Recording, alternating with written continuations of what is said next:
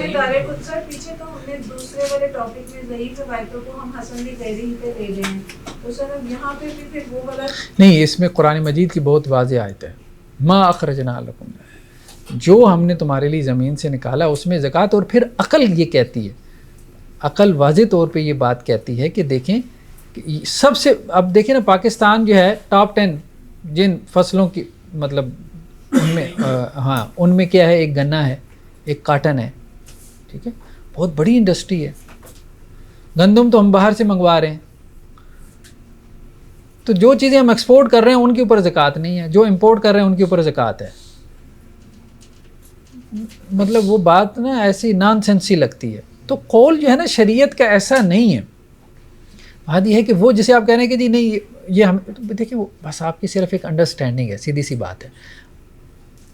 ہاں آپ نے اپنی انڈرسٹینڈنگ کو شریعت کا درجہ دے دیا، اب آپ کہتے ہیں جی نہیں ایک طرف عقل ہے ایک طرف شریعت ہے. بھائی چھوڑے بھائی، تمہاری بھی عقل ہے ہماری بھی عقل ہے. مسئلہ یہ ہے کہ ہمارے علماء کرام نے بھی لوگوں کو اس طرف لے گئے ہیں نا، وہ جو ممبروں پہ بیٹھ کے یہ بات کسی کو کال کرتے ہیں وہ واضح طور پہ یہ بات کر رہے ہوتے ہیں، یہ حدیث کی کتاب میں یہ بات آ گئی ہے، یہ لازمی ہوگی، تو لوگوں کا ذہن اس طرف اصل بات یہ ہے کہ ہر بندے نے یہی سمجھ لیا نا کہ دیکھیں حدیث کی بات اب چھوڑیں، ایون قرآن کا ترجمہ کیا ہے، آپ کی انڈرسٹینڈنگ ہے. ہر بندہ اپنے ترجمہ قرآن کو قرآن کہہ رہا ہے، ایسا ہی ہے نا. حالانکہ ترجمے تو قرآن کے ظاہری بات ہے 70 ہیں، قرآن کیا ہے ایک ہے، اور وہ ترجمے آپس میں مختلف ہیں کہ نہیں ہیں. تو اب ہر بندی کی اپنی انڈرسٹینڈنگ ہے. یہاں پہ یہی ہوا، غامدی صاحب آئے جی سارے غلط ہیں میں ٹھیک ہوں. بھائی آپ کیسے ٹھیک ہیں؟ جو آپ کہہ، اچھا وہ یہ ہمارے ہر بندے نے یہی کام کیا جی، وہ تو قرآن پہ عمل نہیں کر رہا، میں قرآن پہ عمل کر رہا ہوں. اچھا آپ جب قرآن پہ عمل کریں گے تو سب سے پہلے اس کو ٹرانسلیٹ کریں گے تبھی تو عمل ہوگا. تو جو آپ نے ٹرانسلیشن کی ہے یہ کیا ہے؟ انڈرسٹینڈنگ ہے. تو انڈرسٹینڈنگ کے مرحلے سے گزرے بغیر آپ عمل کر ہی نہیں سکتے.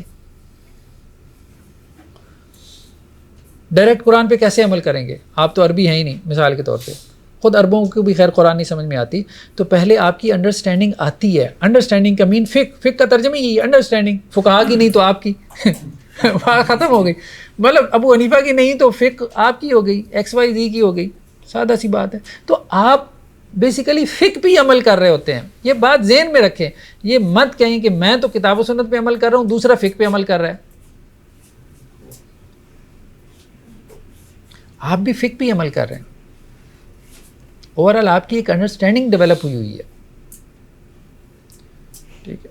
وہ کسی اور طرح سے سمجھ رہے ہیں، آپ کسی اور طرح سے سمجھ رہے ہیں. سمپل سی بات ہے، اس کو بس اس طرح سے انڈرسٹینڈ کریں اور بس. اگر دیوبندی جو بریلوی ہیں وہ اس لیے پھر 6 سال یا فقہ پڑھتے ہیں اور 1 سال حدیث کی ساری باقی یہ جذبہ ٹھیک ہے، یہ جذبہ جو ہے مثبت ہے. یہ جذبہ ہونا چاہیے کہ مجھے جو ہے وہ کتاب و سنت پہ عمل کرنا ہے، ٹھیک ہے. ہاں لیکن اس جذبے میں یہ یہاں تک بھی نہ پہنچے کہ میں تو کتاب و سنت پہ عمل کر رہا ہوں باقی سارے فقہ کے پیچھے پڑیں. تو بھئی آپ کتاب و سنت پہ تو براہ راست عمل ہی نہیں کر سکتے جب تک آپ پہلے اس کو اپنی فقہ نہیں بنائیں گے. اور سر دیتے یہاں بھی یہ خطرہ ہے کہ آپ کی فقہ پہ بالکل نیو ہوں گے، وہ ہزاروں سال سے نکھرتی آ رہی ہے، یعنی کہ لوگ اس پہ کام کرتے جا رہے ہیں. ٹھیک ہے کر لیں، ہم تو نہیں کہتے، کوئی اللہ نے باؤنڈ تو نہیں کیا کہ آپ ایکس وائی زی کی فقہ کے پیچھے چلیں.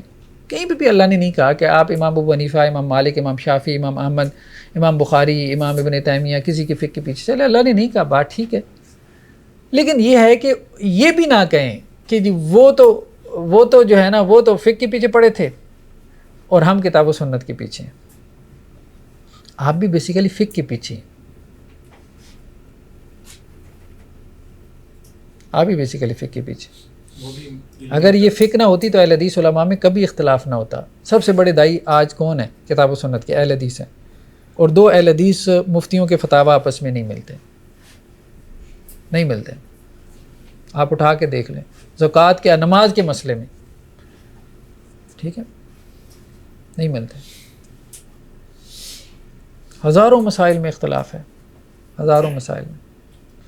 اور ہر ایک اپنے آپ کو اہل حدیث کہہ رہا ہے، ہر ایک دائی ہے کہ میں کتاب و سنت، اور واقعتاً وہ کسی فقہ کو فالو ہی نہیں کرتے. کوئی ان کا امام ہے بھی نہیں کوئی بھی نہیں ہے. بات ٹھیک ہے، لیکن پھر بھی ایک نتیجے پہ نہیں پہنچے. کیوں؟ وائی. ٹھیک ہے. شیخ بن باز, علامہ البانی, شیخ محمد بن صالح علیہ العثیمین, تو ہم سعودی علماء کو دیکھ رہے ہیں, اتنے اختلافات ہیں, اتنے اختلافات ہیں, سارے سلفی علماء ہیں. ٹھیک ہے. علامہ البانی کیسے ہو جو دیکھیں سر اطیع اللہ جو ہے وہ ہمیں اطیع الرسول سے پتہ چلے گی. رسول کی اطاعت کریں گے تو اللہ کی اطاعت سمجھ میں آئے گی کہ کیسے کرنی ہے. نبی صلی اللہ علیہ وسلم نے بتایا. اب نبی صلی اللہ علیہ وسلم کی ہر چیز کو اتنی ساری ڈائمینشنز دے دی گئی ہیں کہ آپ اس کے بارے میں کیا کریں گے؟ نہیں, اس میں مجھے یہ بتائیں نا, اہل حدیث علماء میں اختلاف ہے کہ نہیں ہے؟ بس سادہ سی بات بتا دیں, ہے کہ نہیں؟ سلفی علماء میں اختلاف ہے کہ نہیں؟ اور یہ سارے داعی ہیں نا کہ ہم کتاب و سنت سے لیتے ہیں, اور ہم ان کے بارے میں سمجھتے ہیں نا کہ یہ کتاب و سنت سے لینے والے ہیں, تو کیوں ہوا؟ چلیں, وہ اناف کے ساتھ تو ہو گیا کہ وہ تو اماموں کے پیچھے چلتے تھے. اب انہوں نے تو سارے اماموں کا انکار کر دیا. جب اماموں کا انکار کر دیا تو کتاب و سنت والے تھے نا, ایک رائے پہ پہنچنا چاہیے تھا, کیوں نہیں پہنچے؟ بات یہ ہے کہ اس بات کو پھر مانیں کہ گنجائش موجود تھی, اسی لیے آپ خود بھی نہیں پہنچے. اتنا سیدھا معاملہ نہیں تھا. اگر سیدھا تھا تو آپ سب کے فتاوی ایک جیسے ہوتے. علامہ البانی کو کون کہے گا کہ اہل حدیث نہیں ہے؟ علامہ البانی کہتے ہیں عورتیں زیور نہیں پہن سکتی, حرام ہے ان کے لیے زیور پہننا. مطلب یہ خاص طور پہ یہ جو کڑے وغیرہ عورتوں کے بارے میں کہتے ہیں جو زیوروں میں پالی جاتی ہیں کہ تم ان کو اللہ کی بتاتے ہو. تو بس مسئلہ یہ ہے نا کہ اب آپ یہ تو نہیں کہہ سکتے کہ وہ اہل حدیث نہیں ہے. ان کا استدلال جا کے پڑھیں, پھر یہی بات ہے, استدلال جا کے دیکھیں. آپ صلی اللہ علیہ وسلم کی قول میں انڈرسٹینڈنگ تو آپ صلی اللہ علیہ وسلم کی زندگی میں ہی ہوئی تھی. جیسے حدیث بنی قریظہ جو ہے اس میں جو آپ صلی اللہ علیہ وسلم نے ایک بات کی تو اس کو صحابہ نے ڈفرینٹ اس کے دو گروپس بن گئے. تو آپ صلی اللہ علیہ وسلم کی زندگی میں ہی یہ ایسے ہی ہے. سر جو رسول اللہ کی احادیث ہیں جس میں انہوں نے اختلاف سے بچنے کا کہا ہے, اختلاف سے بچو, اس کا کیا؟ نہیں, وہ روایتیں ضعیف ہیں, اختلاف سے بچو. ٹھیک ہے. اور اختلاف سے بچنے میں جو صحیح بات منقول ہے وہ یہی ہے کہ اس سے مراد یہ تفرقہ ہے, تفرقہ, جو قرآن نے کہا نا کہ تفرقہ پیدا نہ کرو دین میں. فرق کیا ہوتا ہے اختلاف میں؟ کیا اہل حدیث علماء کے درمیان آپس میں جو سمجھ کا اختلاف ہے, پھر بھی یہ سارے اہل حدیث اپنے ممکن ہوتے ہیں. باقی جو لوگ ہیں ان کی بھی آپس میں سمجھ میں اختلاف ہے, یعنی کہ اوور آل تو سارے مسلمان ہی ہیں, پھر سب ایک مسلمان کیوں ہی اپنے آپ کو ڈکلیئر کر دیتے ہیں. بس وہ یہی ہے نا کہ یہ چیز اب سمجھنے کی ضرورت ہے نا. اب مسئلہ یہی ہے نا کہ اس کو آپ تھارولی اگر اسٹڈی کریں نا, اہل حدیث علماء جب سے یہاں پہ بر صغیر میں ہیں, آپ سب کے فتاوی اٹھا کے دیکھ لیں, اتنا اختلاف ہے, اتنا اختلاف آپس میں کر رہے ہیں. اب یہی چیز ان سے پوچھیں پھر کیوں کر رہے ہیں آپ تو اس بات کے دائی ہیں کہ کتاب و سنت تو ایک ہی ہے. پھر تو اب وہ یہ بات سمجھنا شروع ہو گئے ہیں, اس لیے اب وہ تان کا جو دروازہ شروع میں ائمہ کے خلاف لوگ کھولتے تھے نا, اب وہ نہیں کھولتے. اب سارے کہتے ہیں کہ احترام کرو, بڑے لوگ تھے, احترام کرو. بات سمجھ میں بھی نہیں آتی پھر بھی احترام کرو, کیونکہ جب علم کے راستے پہ چلو گے تو اس کے بغیر کوئی چارہ ہے ہی نہیں. صحابہ کا اختلاف ہوا کہ نہیں ہوا, یہ بات بتا دیں. کیوں ہوا؟ کیوں ہوا؟ صحابہ کو ہوا تو ہم کیسے بچ سکتے ہیں؟ وہاں تو ہم یہ بات ہی نہیں کر سکتے. ٹھیک ہے, ہاں یہ بات کرنا بھی مشکل ہے کہ وہ کتاب و سنت کو فالو کرنے والے نہیں تھے, یا یہ بھی ہم نہیں کہہ سکتے کہ ہم زیادہ سمجھتے ہیں ان سے, کتاب و سنت کو ہم زیادہ سمجھنے والے ہیں, یہ بھی نہیں کہہ سکتے. زیادہ زیادہ یہ کہہ سکتے ہیں یار مجھے سمجھ میں نہیں آ رہی, ٹھیک ہے, نہیں آ رہی تو نہ کرو عمل. سب یہی ہے نا کہ کسی کو مطلب القابات نہیں لگانا چاہیے کسی اخلاق کے, اگر آپ کو اس کی بات سمجھ نہیں آ رہی تو اس کو بند کرے دیے, سب بند کرے. ہاں نہیں بالکل القابات وغیرہ نہ لگائیں. آپ علمی طور پہ ڈسکس کریں, ڈس ایگری کریں, اپنی دلیل بیان کریں, آگے چل پڑیں. دلیل کا جس کی مضبوط ہوگی نا اس کو فالو کریں. سر اختلاف فرقہ میں آپ نے کچھ کہا ہے, تھوڑی سی روشنی ڈالیں گے؟ باعثنس آ جاتی ہے, تفرقہ اس کو کہتے ہیں باعثنس. تفرقے کا مقصد ہوتا ہے دوسرے کو نیچا دکھانا. اختلاف یہ ہے کہ بس ٹھیک ہے یار مجھے ان کی بات سمجھ میں نہیں آ رہی, مجھے یہ بات بہتر معلوم ہو رہی ہے اور اس کی یہ دلیل ہے. ٹھیک ہے, یہ آپ کا رائٹ ہے, یہ آپ کا حق ہے, اور یہ بیان کریں, آپ کتاب و سنت کو فالو کریں. یہ کسی نے نہیں کہا کہ آپ کسی امام کے مقلد بن جائیں, کریں. ہاں لیکن یہ ایسی ہے نا کہ جیسے آپ آج فزکس پڑھانے لگ جائیں, نیوٹن کو کیا پتہ تھا یار, آئنسٹائن کو کیا پتہ تھا کہ فزکس کیا ہوتی ہے, اصل میں تو مجھے سمجھ میں آئی ہے. تو کوئی بات آپ کی سنے گا؟ نہیں سنے گا. جس کا کوئی فزکس کے ساتھ کوئی دلچسپی ہوگی. اسی طرح اگر آپ سائیکالوجی آپ نے کچھ پڑھا لی ہے، فرائڈ کو کیا پتہ سائیکالوجی کیا ہوتی ہے، ٹھیک ہے، ایڈلر کون تھا، یونگ کون تھا، اصل میں تو مجھے پتہ ہے کہ سائیکالوجی کیا ہوتی ہے، کوئی بھی نہیں مانے گا. تو ہر فیلڈ میں کام ہوا ہے. اس کے کچھ بڑے لوگ ہیں جنہوں نے اپنی زندگیاں لگائی ہیں، کھپائی ہیں. آپ ان سے اختلاف کر سکتے ہیں. آئنسٹائن نے نیوٹن سے آ کے اختلاف کیا ہے، ٹھیک ہے، اور آئنسٹائن سے بعد میں آنے والوں نے اختلاف کیا، لیکن اس سے اس کی وجاہت میں کمی نہیں ہوئی. وجاہت میں کمی نہیں ہوئی. کیوں؟ کہ جو وہ باتیں کر گیا تھا اسی کی بنیاد پہ آگے.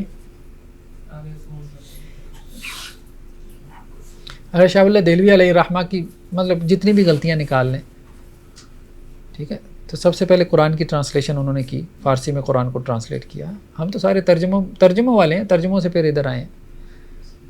کہنے کا مقصد یہ ہے کہ وہاں یہ ساری چیزیں ایک چین ہے. آپ اپنے آپ کو اس علمی روایت سے ڈسکنیکٹ نہیں کر سکتے، اور یہ سب کچھ ہمیں اس روایت کی وجہ سے پہنچا ہے. وہ بندے درمیان میں سے نکال دیں تو آپ کہاں سے لے کے آئیں یہ سب کچھ. یہ عربی گرامر ایک روایت ہے، لوگوں نے زندگیاں لگائی ہیں. اچھا گرامر میں اختلاف ہے، یہاں پہ بھی اسکول آف تھاٹ ہیں، کوفی ہیں، ابھی تو میں آپ کو بتاتا نہیں، اور بصری ہیں. اتنا اختلاف ان میں ہوتا ہے، ایٹ کتے کا ویر ہے. یہ صورت ہے. ہر جگہ اختلاف ہے، ہر جگہ جہاں کوئی علمی ڈسکورس پیدا ہوا ہے وہاں اختلاف ہے. ایون یہ ماڈرن سائنس میں بھی ہے، مجھے بتائیں کہاں نہیں ہے. میڈیکل سائنس میں ہے، آپ کے سائیکالوجی میں ہے، آپ کے فزکس میں ہے، یہ ریلیٹیوٹی والے ہیں، یہ کوانٹم فزکس والے ہیں. سائیکالوجی میں چلے جائیں تو یہ سائیکو انالیسس والے میں ہیں، یہ بیہیویئرزم والے ہیں. ہر جگہ میڈیکل سائنس میں ہے. یہ یو کے والے کی علیحدہ اپروچ ہے، یو ایس اے والوں کی اپروچ بالکل علیحدہ ہے. اب یو ایس اے والے کیا کرتے ہیں، فوراً میڈیسن سجیسٹ کر دیتے ہیں. وائی ٹو سفر، بھائی سفر کیوں کرتے ہو، کھاؤ پیناڈول. یو کے والے اس کا یہ اپروچ نہیں ہے، وہ کہتے ہیں نہیں، آپ کے جو ہے وہ دفاعی نظام ہے، اس کو متحرک ہونے دو، فوراً دوائی لینے کی ضرورت نہیں ہے.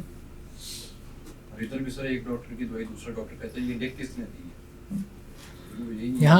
یہاں پہ بھی یہی ہے سارا کچھ. یہ وہ تو زیادہ ڈرا دیتا ہے اور یہ کہتا ہے کہ آپ کو تو بیڑا غرق کر دیا اس نے 4 اللہ نے. نہیں، یہاں ہمارے ادھر الیکٹریشین آتے رہتے ہیں نا، ہاں، وہ جو الیکٹریشین آتا ہے وہ بجلی کے اوپر تبصرہ کر کے جاتا ہے. یہ کس نے تارے لگائی ہیں، اس کو یہ کام کس نے سکھایا. آپ یہی سکھا رہے ہیں، یہی نہیں کرنا. بس سرجری کی کتاب کھول کے سرجری شروع کر دیں. تو یہ ہے کہ مطلب اختلاف کا ہو جانا نیچرل ہے، اختلاف کا ہو جانا نیچرل ہے. اس کے لیے ہم ایکسیپٹنس پیدا کریں. ہاں، عقیدہ ہمارا یہی ہے کہ کتاب و سنت کو ہم نے غالب رکھنا ہے. لیکن دوسرا بھی اسی بنیاد پہ کھڑا ہے. وہ یہ نہیں کہہ رہا کہ میں منکر حدیث ہوں، وہ مان ہی نہیں رہا. وہ تو کہہ رہا ہے میں حدیث کی انٹرپریٹیشن ڈفرینٹ طریقے سے کر رہا ہوں. تو اس کی بات مان لینی چاہیے. ٹھیک ہے، وہ یہ نہیں، وہ اگر وہ یہ پوزیشن لے لے میں حدیث کو نہیں مانتا پھر تو غلط ہے، پھر تو آپ کہیں کہ یہ گمراہ ہے. ٹھیک ہے، لیکن وہ یہ کہہ ہی نہیں رہا. وہ تو کہہ رہا ہے میں تو حدیث کا سب سے بڑا ماننے والا ہوں، میں نہیں ہوں تو کون ہوں. ٹھیک ہے، تو مسئلہ یہ ہے کہ اب اس کی انٹرپریٹیشن سے آپ اختلاف کریں. ہاں، اب بات یہ ہے کہ انٹرپریٹیشن سے اختلاف، آپ کہیں بھائی آپ کی انٹرپریٹیشن درست نہیں ہے، ان بنیادوں پہ درست نہیں ہے، یہ بات ٹھیک ہے، یہ آپ کا رائٹ ہے. بس اتنی سی بات ہے. ایک ماڈرن شخصیت میں نام لے رہا ہوں، آپ کاٹ دیجیے گا. آپ کی ان کے فکر ڈیش کے نام پہ کسی سر وہ تو نہیں کہتے کہ میں منکر ہوں، لیکن آپ نے مطلب لیکچر میں کہا کہ یہ انکار حدیث ہی تو ہے. اور کیا دو چیزیں ہوتی ہیں، کسی کو ٹائٹل نہ دیں، ٹھیک ہے، ہاں، کسی کو بھی جو ہے وہ ٹیگ نہ لگائیں جب تک کہ وہ خود یہ کلیم نہ کرے. بہت سے لوگ ہیں کلیم کرتے ہیں، کہتے ہیں ہم قرآن کے علاوہ مانتے ہی نہیں ہیں، ساری حدیثیں گھڑی ہیں. ہاں، وہ مانتے ہی نہیں ہیں، وہ کلیم کرتے ہیں. ان کو تو ٹائٹل لگا دیں. جو یہ کلیم نہیں نہ کرتا اس کو ٹائٹل نہ لگائیں. ہاں، باقی آپ کی ایک انڈرسٹینڈنگ ہے، آپ کہیں کہ جی ان جملوں سے انکار حدیث نکل رہا ہے، ایسی بات کرنے میں کوئی حرج نہیں. سر وہ جو پرویز وہ جو ہیں ان کے تو سر میں نے لیکچر جو بہت سارے جو سنے ہیں سر، وہ تو اتنا نبی صلی اللہ علیہ وسلم کا ذکر بھی کرتے ہیں اور سارا کچھ کرتے ہیں، لیکن وہ سر آپ کی والی بات ہے کہ انٹرپریٹیشن والی بات ہے، وہ بھی صاف تو نہیں کہتے اس طرح سے کہ میں حدیث کو نہیں مانتا یا میں سنت کو نہیں مانتا. وہ کوٹ تو کر رہے ہوتے ہیں. اصل میں دیکھیں صرف انٹرپریٹیشن اہم نہیں ہے، انٹرپریٹیشن کے ساتھ دوسری اہم چیز کیا ہے، صلاحیت. اب بات سمجھیں، صرف یہ نہیں ہے کہ جی وہ فلاں ڈاکٹر جو ہے نا وہ اس طرح سے علاج کر رہا تھا تو میں تمہارا علاج اس طرح سے کر رہا ہوں. آپ پہلے یہ ثابت کرو آپ ڈاکٹر بھی ہو. اب بات سمجھیں، آپ ایکسپرٹ ہو، ٹھیک ہے. تو ایک الیکٹریشین سے اختلاف کرے گا نا, ایک انجینئر سے اختلاف کرے گا, ٹھیک ہے, ایک ڈاکٹر سے اختلاف کرے گا. تو سیم از ہیئر, ایک عالم سے اختلاف کرے گا. عامی کو کوئی حق نہیں پہنچتا کہ وہ یہ کہے کہ جی میں علماء سے اختلاف کرتا ہوں. کیوں بھائی, خیریت ہے؟ مگر میں یہ کہنا شروع کر دوں مثال کے طور پہ, میں کہوں میں سارے ڈاکٹروں سے اختلاف کرتا ہوں, کیوں بھائی, خیریت ہے؟ کہہ سکتے ہیں کہ مجھے آرام نہیں آیا. سر وہ اپنے ایک لیکچر میں بات کی تھی منہج استدلال کی, مطلب جو منہج استدلال کے اوپر کم از کم قائم ہے, جو وہ تھا قرون اولیٰ سے جو ثابت ہے, تو اس کے مطابق ایک آپ نے بتایا تھا وہ لائن اس طرح ہو گئی. تو کہنے کا مقصد یہ کہ صلاحیت بہت اہم چیز ہے, صلاحیت کہ آپ ایکسپرٹ ہوں. پھر اس کے بعد بات آتی ہے کہ جی آپ اختلاف کر سکتے ہیں, ٹھیک ہے, آپ کا وہ فیلڈ ہی نہیں ہے, آپ اس میں ایکسپرٹ ہی نہیں ہے, ایکسپرٹیز ہی نہیں آپ نے اس میں پیدا کی, ٹھیک ہے. سر جیسے وہ امام ابو حنیفہ کے جو شاگرد امام ابو یوسف اور امام ابو ان کو بھی اختلاف تھا نا, ہاں 2/3 استاد سے شاگرد اختلاف کرتا تھا, لیکن وہ بھی کسی لیول پر شاگرد ایسے ہی 2/3 جو ہے وہ مسائل میں اختلاف تھا. 2/3 تو کوئی نہیں اختلاف کرے, لیکن بات پھر وہ یہ ہے کہ پہلے اسے نا اس کا نالج ہو نا, علم ہو. دیکھیں میں صحیح آپ کو بتاؤں, میں نے کوئی 99 میں سنجیدگی کے ساتھ میں نے دین کا مطالعہ شروع کیا, مطلب ایک طالب علم کے طور پہ 25 سال ہو گئے, ٹھیک ہے, ربع صدی ہو گئی مثال کے طور. اور شروع میں میں بھی بہت سخت تھا اور بڑا اسٹریٹ فارورڈ, اور بالکل ایسی جیسے جو ہے نا وہ وہاں بس یہی ٹھیک ہے باقی سارے تو, اور اسی طرح سے شروع میں کلاسز میں بھی میں اسی طرح سے فتوے لگاتا تھا, ٹھیک ہے. لیکن آہستہ آہستہ جیسے جیسے علم بڑھتا گیا تو ویسے ویسے ٹھہراؤ بھی پیدا ہوا طبیعت میں, خود سے ہوا, یعنی کسی نے کوئی ذہن سازی کی ہو, کوئی ایسا, وہ خود سے جیسے جیسے علم بڑھتا گیا ٹھہراؤ بھی پیدا ہوا, اور ٹھہراؤ کے ساتھ دوسرے لوگ سمجھ آنا بھی شروع ہوئے. اور سب سے زیادہ یہ احساس پیدا ہوا کہ نہیں کچھ نہیں پتہ. جو دن گزرتا ہے یہ احساس زیادہ قوی ہوتا چلا جا رہا ہے کہ بہت کم پتہ ہے, بہت کم نالج ہے. تو اس لیے بندے کے اندر پھر ایکسیپٹنس بڑھتی چلی جاتی ہے. تو آپ ایک فیز میں ہیں, میں بھی اس فیز سے گزرا ہوں, میں اس چیز کو سمجھ سکتا ہوں, میں انڈرسٹینڈ کرتا ہوں, اس لیے آپ کو چھوڑو. اور نیچے بچے کمنٹ کر رہے ہوتے ہیں حافظ صاحب کا بڑا حوصلہ ہے, وہ کہتے ہیں یار میں حوصلہ کیا ہے, یہ ایک مرحلہ ہے, مجھے پتہ ہے ہر بچے نے جوانی کے کچھ مراحل سے گزرنا ہے, ٹھیک ہے. اسی طرح سے آپ علم کے راستے پر ہیں تو آپ نے ان مراحل سے گزرنا ہے, چونکہ میں گزر کے آ چکا ہوں. یا تو میرے اوپر یہ مرحلے نہ طاری ہوتے تو میں آپ سے غصہ کرتا, جب مجھے پتہ ہے کہ یار یہ راستے کے پتھر ہیں, نشان راہ ہے, آپ نے اس میں سے گزرنا ہے تو گزرنا ہے, ٹھیک ہے. تو میں تو اتنا سخت تھا, بلکہ وہ جہاں میں نے وہ اپنا وہ رمضان میں سناتے ہیں نا قرآن مجید, اہل حدیثوں کی مسجد تھی, تو میں نے انہیں کہا کہ یہ جو مٹھائی بانٹتے ہیں یہ کہاں سنت سے ثابت ہے. اب وہ سارے لگ گئے کہاں سے ثابت کریں گے, میں نے مٹھائی بند کروا دی. پورے شہر کے اندر وہ پہلی دفعہ ہوا کسی اہل حدیث مسجد میں ان کی مٹھائی بند ہوگی. ٹھیک ہے, میں نے کہا یہ بدعت ہے. اور اس طرح کے بہت کام, مطلب یہ ساری ہم نے کیے کام, سارے ہم نے کام کیے, ٹھیک ہے. لیکن بعد میں سمجھ میں آئی کہ نہیں, فائدہ نہیں تھا. تو جوش تھا, جذبہ تھا, سارا کچھ تھا. لیکن وقت کے ساتھ ساتھ انسان میں ٹھہراؤ آ جاتا ہے, تو آپ لوگوں کے اندر جوش ہے, جذبہ, اس سے بھی پریشان نہیں ہونا کہ میں تنقید کر رہا ہوں, نہیں, وہ دیکھیں میرا کام ہے سمجھانا, نہیں سمجھ میں آ رہا کوئی بات نہیں. مجھے پتہ ہے میں اپنے بچے کو سمجھاتا ہوں, اس ٹین ایج ہے نا, اس کی ایج ہے 13 سے 18 سال, یہ بچے کی ایج ہے, اس نے ایسا ہی رہنا ہے, بھلے جو اسے باپ کی بات نا گولی کی طرح رکھتی ہے, کوئی بھی بچہ ہو, یعنی یہ ایج میں اچھا دوست کی سن لے گا, کسی اور کی بات سن, ماں باپ کی بات گولی کی طرح لگتی ہے اس کو, مجھے یہ کیوں کہہ دیا. یہ 13 سے 18 سال ایک ایج ہے, اس میں بچے نے یہی کام دکھانا ہے, ایٹیٹیوڈ. ہاں جب وہ BS میں چلا جاتا ہے تھوڑا سا, پھر اس میں ٹھہراؤ آنا شروع ہو جاتا ہے, ٹھیک.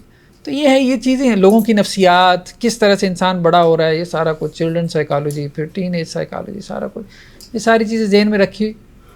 سوشل سائنسز, ہیومینٹیز کو خاص طور پہ نا, میں تو بہت اسٹڈی کرتا ہوں سائیکالوجی کو, بہت پسندیدہ سبجیکٹ ہے. تو اس سے پھر جو ہے نا آپ چیزوں کو انڈرسٹینڈ کرتے ہیں زیادہ بہتر انداز میں, لوگوں کو ہینڈل کر سکتے ہیں, لوگوں کو ڈیل کر سکتے ہیں, بہتر انداز میں لے کے چل سکتے ہیں. کوئی نہیں, بات اچھی بات ہے, آپ جو کچھ کر رہے ہیں ماشاء اللہ سے ٹھیک کر رہے ہیں, کریں. سر ویسے یہ نہیں ہے کہ وہ زیادہ جو جیسے آپ نے کہا تھا نا کام علمی کی وجہ سے سوال پیدا ہوتے ہیں, تو وہ अगर हम सब्जेक्ट पढ़ा दें ना थोड़ा, ताकि लोग जल्दी सारे सवाल का हो जाए, ये भी होता है। तो कोई बात कहने का मकसद ये, बात समझ में आती है, फाबिया नहीं भी आती, ठीक है। लोगों के बारे में पॉजिटिव रहें, ख़ास तौर पे उस बंदे के बारे में कि जिसने अपनी ज़िंदगी दीन के लिए वक्फ की, ठीक। तो अपनी ज़िंदगी जिसने दीन के लिए लगा दी, खपा दी, ठीक है। उसकी बात मुझे समझ में नहीं आ रही, कोई बात नहीं, ना मैं अमल करूँ ना समझूँ, तनकीद करनी है तनकीद कर दूँ, लेकिन ओवरऑल पॉजिटिव रहूँ, बस इतनी सी बात याद है, ठीक है। चलें जी आगे चलें, काफ़ी है मेरे ख्याल में, काफ़ी ज़्यादा हो गया। 1 मिनट ज़रा देख लें, अगर इसको हम वाइंड अप ही कर सकें अब ये मौजू जो है ना।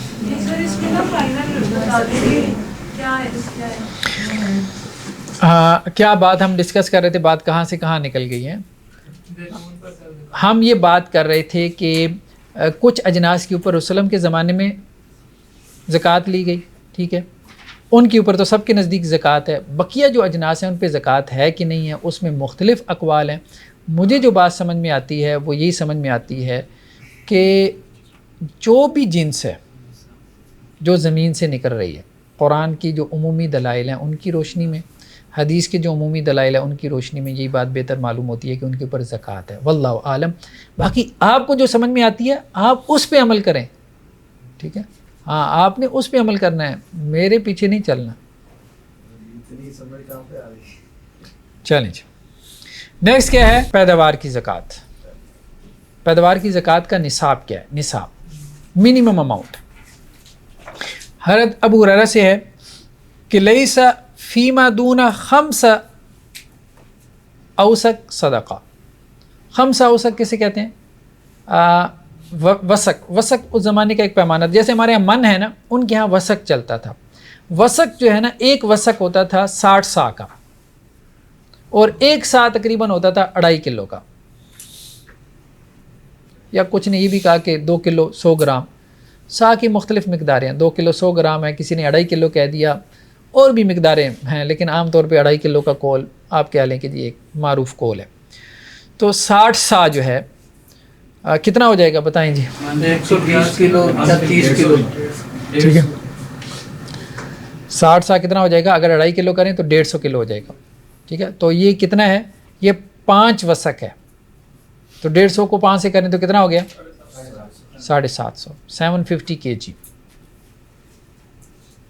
ठीक है। तो कितने मन बन गया ये 750 kg, ठीक है। हाँ, 19 मन, 19-20 मन आप एक कर लें, ठीक है, एक आइडिया से लगा लें। 19-20 मन जो है ये निसाब है। अगर इससे कम है तो कोई ज़कात नहीं है, किसी चीज़ के ऊपर ज़कात नहीं है। क्यों? क्योंकि वो आपके घरेलू इस्तेमाल में आ जाएगा।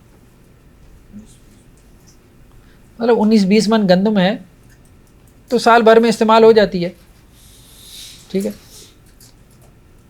साल भर में घर में इस्तेमाल हो जाती है, काफ़ी है एक फैमिली के लिए। 19-20 मन चावल है तो घर में इस्तेमाल हो जाएगा, वो ज़कातेबल एसिड नहीं है। हम क्या कह रहे हैं, एग्रीकल्चरल आउटपुट पे भी निसाब है, मिनिमम निसाब है, और वो क्या है हदीस की रोशनी में 5 वसक, ठीक है। जमहूर का कौल यही है और यही कौल दुरुस्त है, मेजॉरिटी का कौल यही है और यही कौल दुरुस्त मालूम होता है।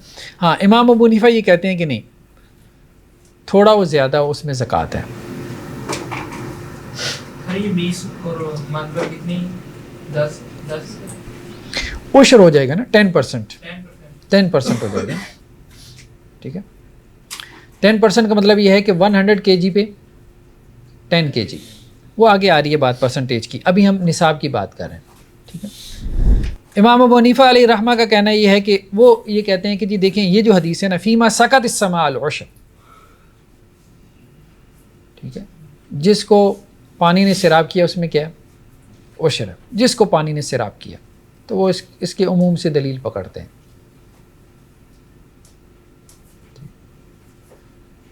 तो वो कहते हैं वो थोड़ी और ज़्यादा हो, ये नहीं है हदीस में, लेकिन दूसरी हदीस में आ गया ना, दूसरी हदीस में आ गया।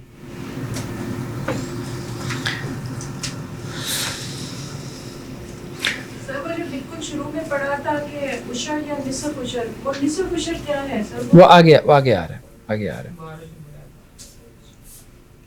قاضی ابو یوسف علیہ رحمہ کا کہنا یہ ہے، اچھا امام ابو حنیفہ کا قول تو علیحدہ ہے، انہوں نے تو کہا کہ مقدار کوئی متعین نہیں ہے، تھوڑا ہو زیادہ ہو، لیکن ان کے جو شاگرد تھے قاضی ابو یوسف، ان کا کہنا یہ تھا کہ نہیں.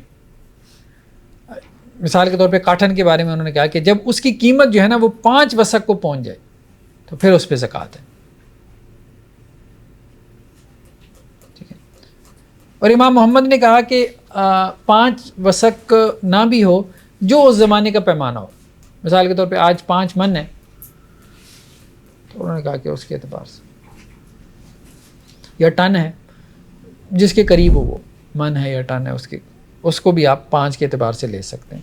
یعنی وسق وہ کہتے ہیں اس زمانے کا پیمانہ تھا، تو بعد کے زمانے میں کوئی اور اگر پیمانہ آ جاتا ہے، ہاں وسق کے قریب ہو، تو آپ اس کو لے لیں 5. نیکسٹ کیا ہے؟ پرسنٹیج. کتنی پرسنٹیج ہو، مقدار کتنی. تو حضرت معاذ سے ہے کہ اگر تو بارش کا پانی ہو یا سیلاب کا پانی ہو یا چشمے کا پانی ہو، نہر وغیرہ کا پانی ہو، ٹھیک ہے،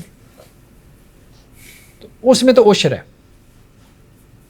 اور جو پانی آپ ٹیوب ویل کا لگائیں، کنویں کا لگائیں، تو اس میں نصف عشر ہے. یعنی جو پانی آپ کو فری میں ملتا ہے اس میں عشر ہے، 10% ہے، اور جس پانی میں جو ہے وہ آپ کی محنت لگ رہی ہے تو پھر اس میں نصف عشر ہے.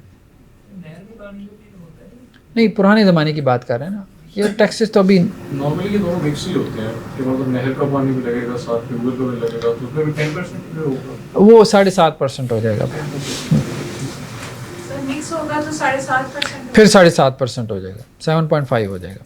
اب اس میں ایک ڈبیٹ یہ پیدا ہوئی ہے کہ کھیتی کے جو دیگر اخراجات ہیں، ایک تو پانی کا مسئلہ ہوتا ہے، ٹھیک ہے، تو کھیتی کے جو دیگر اخراجات ہیں ان اخراجات کو اس میں سے منہا کریں گے کہ نہیں، مائنس کریں گے کہ نہیں.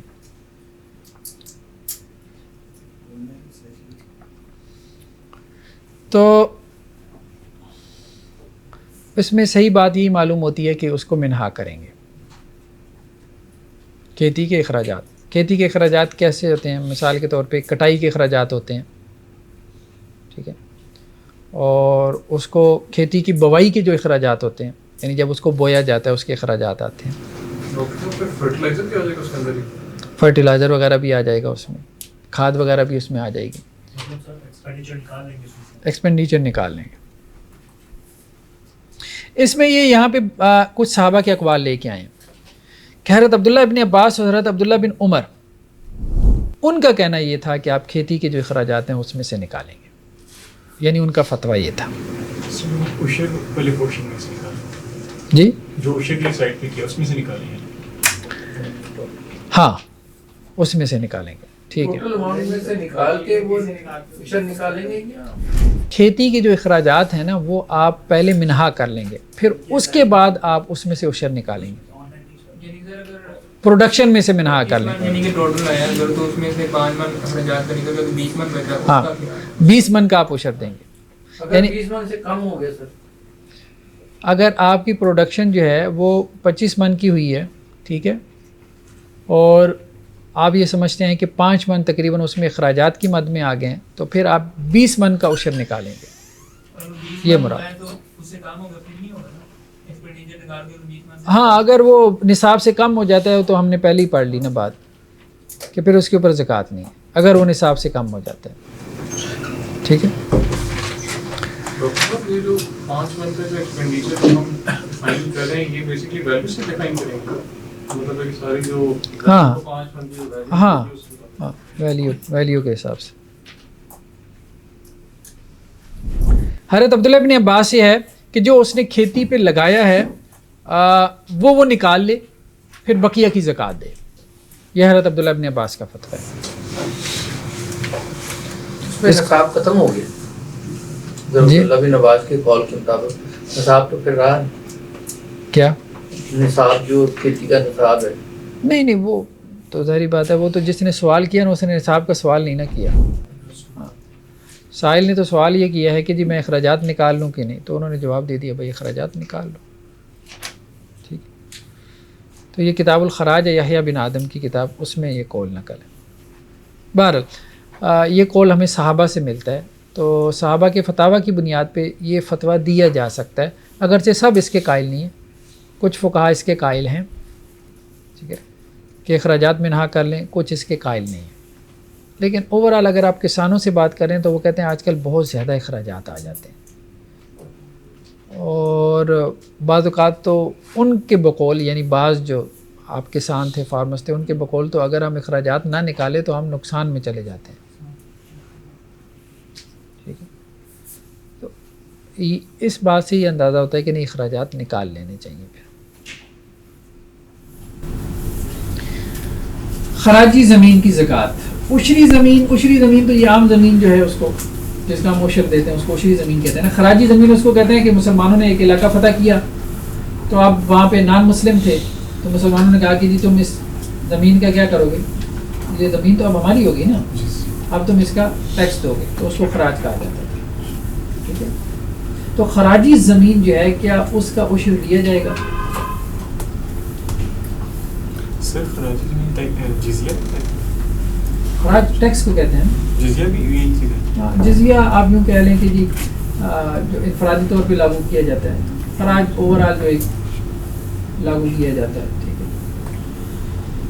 जिज़िया तो बंदे पर होता है, जिज़िया बंदे के ऊपर होता है, फ़र्द के ऊपर, ठीक है। और खराज ये होता है कि जैसे बादशाह ने कहा कि जी हम आपको सालाना इतना दे देंगे, जो नॉन मुस्लिम्स का बादशाह,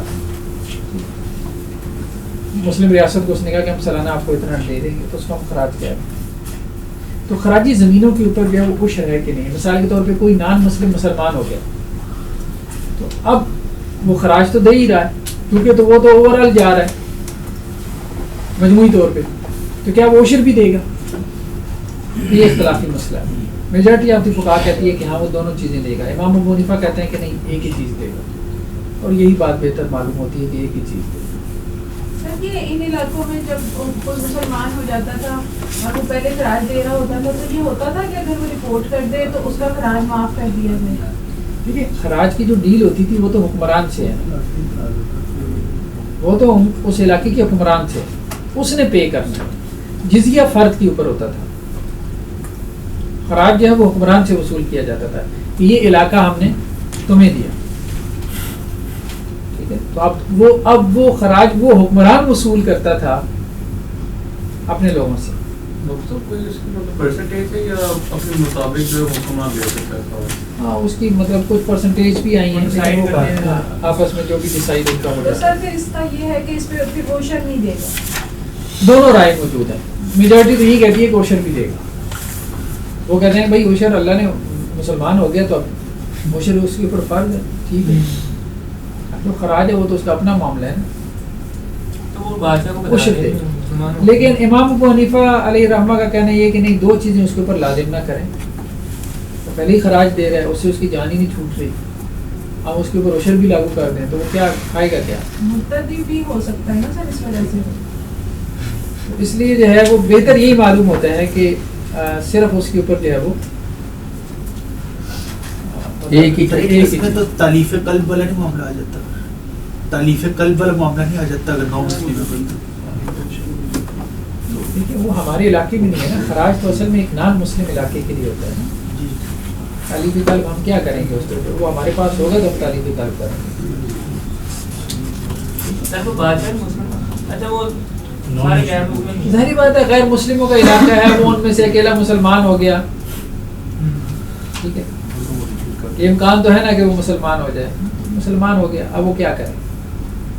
खराज तो उसने अपने तो बादशाह को देना है, बादशाह ने तो उससे लेना है, और उसने मजमूई तौर पे आगे भेजना है। तो ये मामला, तो इसमें इमाम मालिक का कौल ये है, और इमाम अहमद का और दाऊद ज़ाहिरी का कौल यही है कि वो उशर भी देगा और खराज भी देगा। इमाम अबू हनीफा कहते हैं कि नहीं, वो सिर्फ जो है वो मतलब खराज ही देगा, और उशर उसके ऊपर लाजिम ना करें, क्योंकि खराज तो उससे हुक्मरान ने उससे लेना ही लेना, अब उसके ऊपर उशर जो है वो लाजिम ना करें। इसमें वो कहते हैं कि हज़रत अब्दुल्लाह बिन मसूद से रवायत है कि आप सल्लल्लाहु अलैहि वसल्लम फरमाया कि एक ही ज़मीन में खराज और उशर जमा नहीं होगा। इमाम अबू हनीफा ने इससे इस्तेदलाल किया। दूसरे कहते हैं जी ये रवायती ज़ईफ़ है। ضعیف ہے روایت تو ضعیف ہے، یہ بات تو ٹھیک ہے.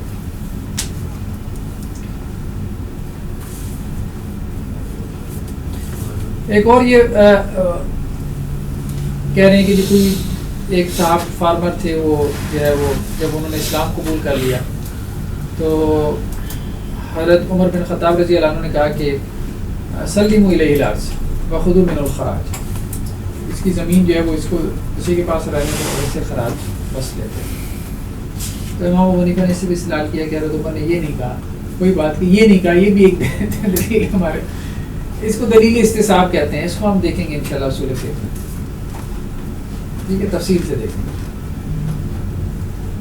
پھر وہی بات کہ یہ دلیل بھی بار بار لوگ اپنی طرف کھینچتے ہیں. وہ یہ کہتے ہیں کہ جی امام ابو حنیفہ کی جی دیکھیں جو عامل تھے نا وہ عشر اور خراج کو جمع نہیں کرتے تھے خلفائے راشدین کے عامل، ٹھیک ہے. دوسرے کہتے ہیں کہ جی یہ کہاں پہ لکھا ہوا ہے کہ جمع نہیں کرتے تھے. دوسرے کہتے ہیں جی یہ دیکھیں حضرت عمر بن عبدالعزیز نے جمع کیا، ٹھیک ہے. پھر ہم بھی کہہ دیتے ہیں کیا، آپ کہتے رہو کہ نہیں کیا، ہم کہتے ہیں کیا، ٹھیک ہے. اب آپ ٹیبل پہ آ جاؤ گے،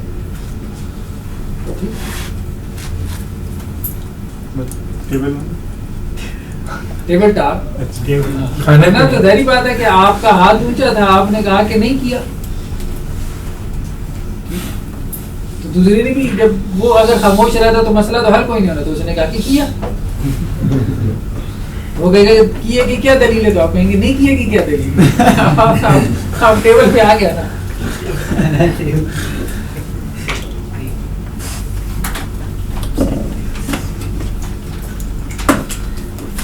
اچھا جی، ٹھیکے والی زمین، ٹھیکے پہ زمین سمجھتے ہیں، جو ٹھیکے پہ زمین دے دیتے ہیں، خاص طور پہ جو زرعی زمین ہوتی ہے.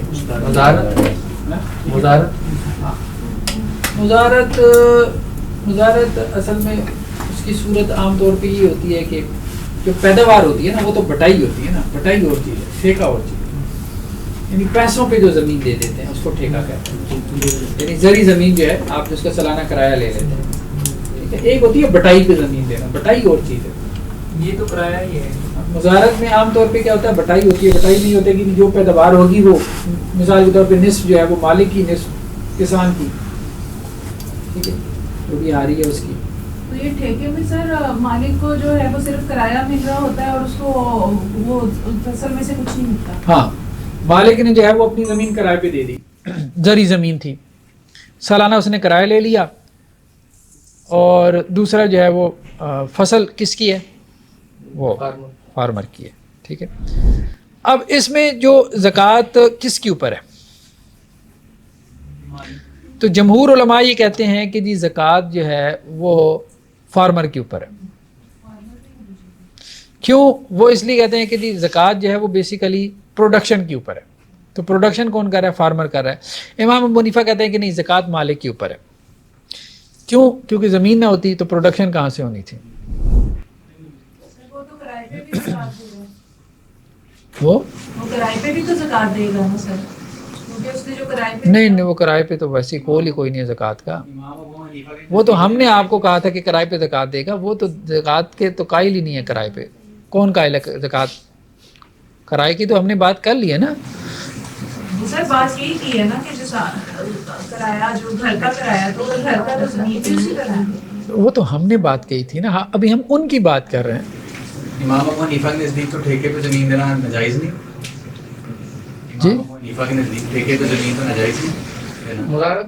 مزارت بٹائی اور چیز ہے. تو امام ابو حنیفہ یہ کہتے ہیں کہ بیسیکلی جو مالک ہے نا وہ زکوٰۃ دے گا، ٹھیک ہے. اور صحیح بات یہی معلوم ہوتی ہے، ہم نے جو پہلے ہی بات کہی تھی نا، اصل میں دیکھیں وہ فارمر وہ غریب ہے. زکوٰۃ جو ہے نا اس میں اس کی روح کو سامنے رکھیں، زکوٰۃ عمراء کے اوپر لاگو کرنی چاہیے. تو زکوٰۃ یہاں پہ مالک دے، سیدھی سی بات ہے، یہی بات صحیح معلوم ہوتی ہے. وہ سیٹھ ہے نا، سیٹھ ہے نا. وہ زمین دوسروں کو کون ٹھیکے پہ دے گا؟ سیٹھ صاحب ہی دیں گے. کئی ایکڑ لوگ دیتے ہیں بعض اور وہ آگے جو سے خود بھی دوسرے کاٹ کر رہے ہیں وہ بھی آگے دے دیتے ہیں نا. ہیں بعض کا جو خود کاٹ نہیں کرتا ہے، اتنی کاشتکاری مہنگی ہوتی ہے تو وہ آگے ٹھیکے پہ دے دیتے ہیں، وہ تو نہیں دیتے. مجھے یہ بتائیں کہ جو زمین کا مالک ہے اور جو زمین کرائے پہ لے رہا ہے، سیٹھ کون ہے؟ लैंडलॉर्ड ये किराए पे लेने वाले क्या पता कितनी किराए पे नहीं हो उसमें सर जो किराए पे ले रहा है वो ज्यादा फायदा उठा रहा है, वो फसल इतनी महंगी बेच रहा है, सब कुछ कर रहा है। नहीं, उसका खर्च आ रहा है, उसकी मेहनत आ रही है, ऐसी बात नहीं। वो किराया भी पे कर रहा है अब तो वो किराया भी पे कर रहा है। नहीं हो सकता ना कि वो कितना कमा रहा है या नहीं। देखिए कौन से लोग हमारे यहाँ मुरब्बे किराए पे लेते हैं, किराए पे लेने वाले ये आम, हाँ ये कौन है, गरीब लोग हैं जिनके पास अपनी ज़मीनें नहीं होती गांव देहात में। फसल ज़ाया भी तो हो सकती है। जो शेड है वो किस पे प्रोडक्शन पे देगा या अपने लैंडलॉर्ड जो है, दारी बात है, वो किराया ले रहा है तो अब किराए की ज़कात निकालेगा 2.5%। उसमें 2.5 है। हाँ 2.5% निकालेगा। बाकी जो किसान है, किसान जो है वो जी सर फिर अब वो किराए की भी दे रहा है। नहीं उशर नहीं देगा ना, उशर क्यों देगा वो। हम उशर की बात नहीं कर रहे, हम ज़कात की अभी बात कर रहे हैं कि वो लैंडलॉर्ड ने जो किराया लिया है, ठीक है, तो उसका वो 2.5% निकालेगा। बाकी अब रहेगी बात प्रोडक्शन की, ठीक है। तो जमहूर ये कहते हैं कि प्रोडक्शन की जो ज़कात है वो निकाले वो जो फार्मर है, अगर वो निसाब को पहुँचती है। आपके मुताबिक सर क्या बात होगी आपके मुताबिक? या मुझे तो कोई ख़ास बात समझ में नहीं आती। यही बात समझ में आती है कि एक ज़मीन से 2 दफ़ा ज़कात कैसे वसूल करें, ठीक है। तो एक चीज़ में 2 दफ़ा ज़कात नहीं है, तो मुझे ये लगता है कि एहतियातन दे दे तो ठीक है, लेकिन शायद उसके ऊपर लाजिम नहीं है। फार्मर जो है एहतियातन ज़कात दे दे, हाँ वही उशर दे दे तो कोई हरज नहीं है, ठीक है, दे सकता है कि जो उलमा का फतवा है। वरना अगर ना दे तो मुझे लगता है कि लाजिम नहीं है। क्यों? क्योंकि एक ज़मीन पे पहले ज़कात हो गई है। 2.5% दिए उसने, ठीक है, कोई हरज नहीं। वो 10% है। नहीं हो सकता है वो 2.5% ज़्यादा हो 10% से, परसेंटेज को ना देखें। सही है करीम, मुझे पहले उसने किराया दिया और लैंडलॉर्ड ने उस किराए की ज़कात निकाली तो एक हो गई। हाँ एक है, यानी एक ही माल में 2 दफ़ा ज़कात ना निकालें 2 दफ़ा ज़कात फ़र्ज ना करें। किसान ने उशर लिया, आगे आरती ने ले लिया, उसने अपनी माल तजारत में भी उसने ज़कात दी, उसने तो निकल रहा है माल बार। वो आड़ती देगा। हाँ वो तो आड़ती देगा ना, वो उसका एसेट है ना, वो तो ये देखेगा कि साल भर उसके कितना एसेट पड़ा रहा, यानी उसके स्टोर में कितनी गंदम पड़ी रहे। तो सर फिर जो इमाम अबू हनीफा रहमतुल्लाह उस पे लगाते हैं, जो मालिक है जिसने किराए पे दी है, तो फिर उसने पहले जो किराए के ऊपर ज़कात दी है अब वो उशर भी दे नहीं देगा ना, वो ये नहीं कह रहे कि उशर देगा। तो किराए पर जब निसाब पर पहुंचे साल होगा फिर ही देगा। हाँ सर जो एहतियातन हम निकालने की बात हो रही है उसके लिए नियत करनी ज़रूरी है कि ज़कात है या वो वैसे दे दे और बाद सबके वो नहीं, वो यही नियत कर ले कि या अगर ज़कात है तो ज़कात वसूल हो जाए, नहीं तो मेरा सदका कबूल कर लें, इस किस्म की नियत कर लें। नेक्स्ट क्या है, निसाब में अंदाज़ा लगाना, ठीक है, खर्च कहते हैं इसको, अंदाज़ा लगाना, यानी अंदाजे से क्या ज़कात दे सकते हैं। जैसे खजूरों के बाग होते थे ना, तो अब वो खजूर जब पक के तैयार हो जाती थी तो वो उसको उतारते भी नहीं थे, खड़ी खड़ी खजूर बेच देते थे, तो बेच सकते हैं, ठीक है। अब उसकी उसने ज़कात भी निकालनी है तो क्या करेगा, अंदाज़ा लगाएगा। तो अंदाजे से यानी जो पैदावार है, आपकी फसल खड़ी है, खड़ी फसल जो कि तैयार फसल है, अंदाज़ा लगा के, यानी अब आपने उतारी तो नहीं कि आप उसको माप तोल कर सकें, तो उस खड़ी फसल का अंदाज़ा लगा के आप उसकी ज़कात निकाल सकते हैं, कोई हरज नहीं, लेकिन तैयार होनी चाहिए, तैयार फसल। बेची है, बेचने के बाद तो उसका अंदाज़ा ऑटोमेटिकली हो गया। उसने किसी को बेची है ना, किसी को बात तो वही देगा ना जिसने बेची है। हाँ वही देगा ना, जो बेचा है वो भी तो अंदाजे से बेचा है। खजूर दरख्तों पे लगी है तो कैसे माप तोल होगा, नहीं होगा ना। ऐसे ही सब बागों वाले करते हैं वो। हाँ ऐसे ही करते हैं, बाग ऐसे ही बेच देते हैं, पूरा अमरूदों का बाग है, माल्टों का बाग है, आमों का बाग है, वो सारा माल जो है वो बेच देते हैं कि जी ये बाग का जो माल है ये हमने आपके साथ सौदा किया। मेरा कहने का मतलब ये था कि उसने 10 लाख का बेच दिया है, उस 10 लाख पे वो जो है ज़कात या उसके देगा। नहीं वो पैदावार के ऊपर देगा ना, पैदावार के ऊपर देगा ना, पैदावार का वो हिसाब करेगा ना। वो तो एसेट है ना जो बेच रहा है। پیداوار ہے نا تو پیداوار پہ ایک دفعہ زکوٰۃ دے دی بس کافی ہے، بعد میں بزنس ایسے بنا کے دوبارہ تو زکوٰۃ نہیں نہ ہوگی، ہاں دوبارہ نہیں۔ اس میں ایک روایت ہے کہ اللہ کے رسول صلی اللہ علیہ وسلم جب غزوہ تبوک کے لیے نکلے تھے تو راستے میں جو ہے وہ وادی قرا سے آپ وسلم کا گزر ہوا، تو ایک خاتون کا باغ تھا، تو آپ مطلب ان کی زکوٰۃ کا کوئی مسئلہ تھا، تو آپ نے صحابہ سے کہا کہ ان کے باغ کا اندازہ لگا لو، تو پھر آپ وسلم نے خود ہی کہا کہ عشرۃ اوسق، مطلب کوئی 10 وسق ہوگا اس میں، ٹھیک ہے، آپ 40 من کہہ لیں، تقریباً اتنا ہوگا، ٹھیک۔ تو خیر بہرحال اللہ کے وسلم کی بھی یہ سنت ہے، اس کے بعد صحابہ کی بھی یہ سنت ہے کہ یہ چیز ہمیں ملتی ہے کہ اندازے سے زکوٰۃ نکالی گئی، لیکن اناف اس کے قائل نہیں ہے، میجورٹی آف دی فقہاء اس کی قائل ہے، یہی بات درست معلوم ہوتی ہے کہ زکوٰۃ اندازے سے نکالی جا سکتی ہے، لیکن اناف اس لیے قائل نہیں، وہ کہتے ہیں کہ جی کمی بیشی جائز نہیں ہے، زکوٰۃ کا معاملہ ہے پوری ہونی چاہیے۔ ایک مکمل حدیث سامنے آ گئی، اندازے میں یہی بہتر ہے کہ آپ تھوڑی سی میکسیمم کریں، جی یعنی کہ جو آپ کو لگ رہا ہے نا اس سے تھوڑی سی میکسیمم کر دیں تاکہ آپ جو ہے نا وہ، ہاں ٹھیک ہے، یہ کر لیں، ٹھیک ہے۔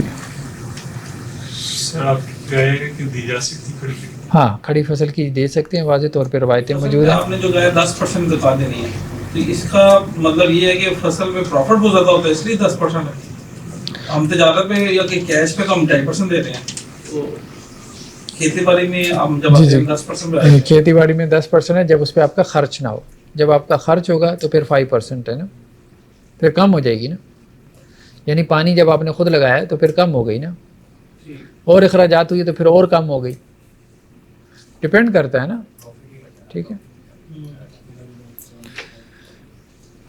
جی۔ اور بعض اوقات تو یہ ہوتا ہے نا جیسے آپ کے باغات وغیرہ ہوتے ہیں اس میں تو ایک دفعہ کی انویسٹمنٹ ہوتی ہے نا وہ، ٹھیک ہے، گندم وغیرہ تو آپ نے ہر سیزن میں اس کی بوائی کروانی ہے نا، اس کی کٹائی کروانی ہے، تو آموں کا تو باغ تیار ہے تو بس ٹھیک ہے، تو پھر فصل دیتا رہے گا۔ اندازی کا حساب ایسے بھی ہو سکتا ہے کہ اگر 100 درخت ہیں تو 10 درختوں کی پیداوار ہوں باغات کی صورت۔ ہاں اندازے سے مراد یہی ہے کہ وزن میں اندازہ لگائے، کہ آپ وسلم نے وزن میں اندازہ لگایا نا، ٹھیک ہے۔ وہ عموماً دیکھیں نا جن کا یہ کام ہوتا ہے وہ اندازہ پکا لگا لیتے ہیں، ہاں ان کا تھوڑا بہت ہی، ہاں ایسا نہیں ہوتا، وہ پکا اندازہ لگا دیتے ہیں۔ یہ جو ہوتے ہیں نا جیسے وہ ہمارے ہم کنسٹرکشن چل رہی تھی تو وہ ایک آیا ٹرالی والا، اس نے اینٹیں اتاری، تو وہ اب جو مستری تھا نا اس نے اس کو ایک نظر دیکھی، میں نے کہا اینٹ پوری، کہتا بالکل پوری ہے میں نے بعد میں گنی تو وہ پوری نکلی، ظاہری بات ہے وہ ان کا اپنا روزمرہ کا کام ہے، جن کا روزمرہ کا کام ہوتا ہے ان کے اندازے پکے ہوتے ہیں۔ اب ٹریفک پولیس والا ہے نا دور سے گاڑی دیکھے گا، سپیڈ بتا دے گا کتنی سپیڈ سے جا رہی ہے، اس کا روزمرہ کا کام ہے۔ یہ بھی بتا دے کہ اس کے پاس کاغذ ہیں۔ اچھا اس میں ایک بات اللہ کے رسول صلی اللہ علیہ وسلم نے کہی ہے، وہ یہ ہے کہ جب اپنے عمال کو بھیجا نا کہ اندازے سے وہ اگر مطلب اپنی زکوٰۃ دینا چاہ رہا ہے تو یہ بات کہی ہے کہ پھر اس کا نا 1/3 چھوڑ دو، ٹھیک ہے۔ سہل بن ابی حسمہ سے روایت ہے کہ آپ صلی اللہ علیہ وسلم فرمایا کہ جب تم اندازہ لگاؤ تو زکوٰۃ تو وصول کرو لیکن 1/3 اس میں سے چھوڑ دو، اگر تہائی نہیں تو کم از کم 1/4 تو چھوڑ دو، ٹھیک ہے۔ زکوٰۃ میں سے سر وہ یہ ہے کہ جو آپ نے وصول کیا ہے نا، جو زکوٰۃ آپ نے وصول کی ہے اس میں سے 1/3 چھوڑ دو، 1/4 چھوڑ دو، اس کو واپس کر دیں، اس کو واپس کر دیں۔ یعنی ایک اندازہ لگایا نا آپ نے، ایک تو یہ ہے کہ اندازے میں کمی آپ کی طرف جو ہے نا اس کا حق نہ آئے، بس ٹھیک ہے، اس کی طرف رہ جائے کوئی حرج نہیں، آپ کی طرف اس کا حق نہ آ جائے، تو ایک اندازہ لگا کے پھر 1/3 یا 1/4 اس کو کیا کرو، واپس کر دو۔ اور اس میں ایک اور وجہ بھی آگے بیان کی گئی ہے، بعض روایتوں میں یہ بھی ہے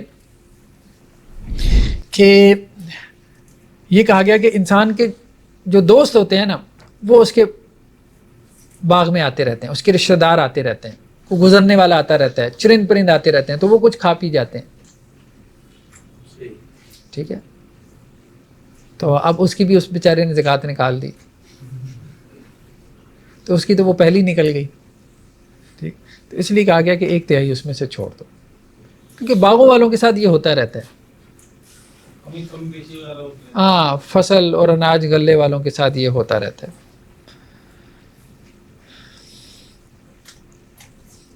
अच्छा, ज़म्मुज़्ज़ुरू वस्सिमार, वही बात आ गई कि जी क्या अनाज को आप आपस में मिला सकते हैं? एक जिन्स हो तो मिला सकते हैं, यानी खजूर मिसाल के तौर पे अजवा है, मबरूम है, ठीक है, तो आप उन दोनों को मिला लें। अच्छी और रद्दी खजूर को मिला सकते हैं, लेकिन खजूर और गंदम मिला नहीं सकते। नहीं, जो अलग है। हाँ, गंदम की किस्में हैं, गंदम की भी तो किस्में हैं ना, ठीक है,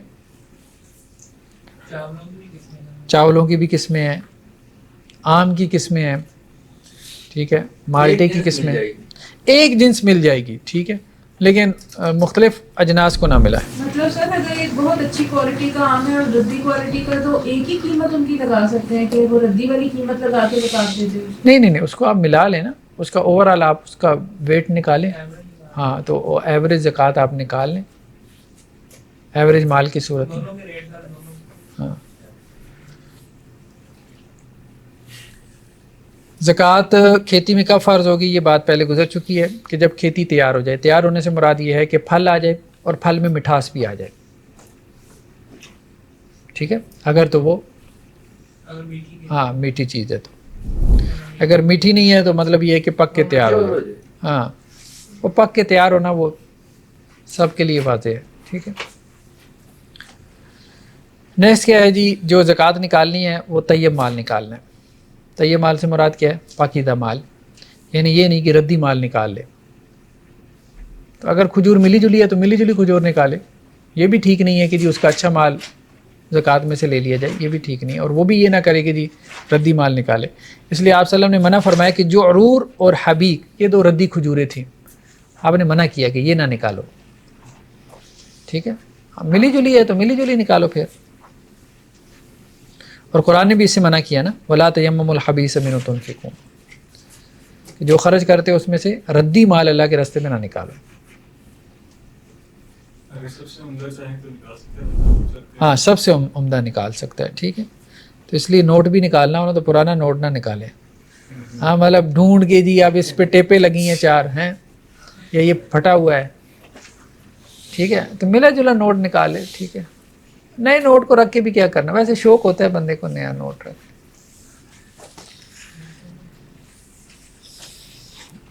ज़कातुल अस्ल, शहद की ज़कात। आम तौर पे जमहूर का कौल यही है कि जी ज़कात नहीं है शहद पे। जमहूर फुक़हा, इमाम बुखारी भी ये कहते हैं कि जी हमारे पास कोई रवायत नहीं है, इसलिए शहद पे ज़कात नहीं है। लेकिन बात यह है कि अगर बिज़नेस एसेट है तो फिर है, वरना नहीं है, बात ठीक है। अब तो बिज़नेस एसेट है ना, बाकायदा फार्मिंग होती है शहद की, कंपनियाँ शहद की नहरें जारी की हैं उन्होंने। इमाम अबू हनीफ़ा और इमाम अहमद कहते हैं कि इसमें ज़कात है, ठीक है। वो कहते हैं कि जी उसकी वजह एक तो ये है कि कुछ रवायतें हैं तो वो कमज़ोर, लेकिन वो कहते हैं अब ज़कात में तो सारी सही बात है, कमज़ोर रवायतें चल रही हैं, ठीक है, सारी कमज़ोर रवायतें चल रही हैं। तो कमज़ोर रवायतों की बुनियाद पे ठीक है आप कह दें। दूसरा उन्होंने ये भी इस्तेलाल किया है कि जी मक्खी जो है ना वो बेसिकली ये फूल से जो है ना इस्तेफ़ादा करती है ना, तो जब फसल के ऊपर ज़कात है तो ये मक्खी की फसल है। अगर फार्मिंग के से शहद है तो उसमें ज़कात है, और अगर नेचुरल छिट्टा लगे दरख्त तो हाँ, वो उस पर ज़कात नहीं, वो तो निकलेगा भी कितना। तो सर इसकी ज़कात कैसे देंगे शहद? हाँ, इसकी ज़कात कैसे देंगे, तो उसमें वो ये कहते हैं कि जी इमाम अहमद ये कहते हैं कि जी 10 जो है ना 10 फ़िरक हो, 10 फ़िरक क्या, अब उस ज़माने के आप कह लें कि जी ये माप तोल के आले थे। एक फ़िरक जो है ना आप कह लें 16 रितल का होता है, ठीक है, 16 रितल का। अच्छा, एक रितल जो है ना वो 0.45 kg होता है। एक रितल आप यूँ समझ लें 450 ग्राम होता है, ठीक है। 450 ग्राम का एक रितल हो गया। अब इसको 16 से ज़रब दें तो एक फ़िरक निकल आएगा।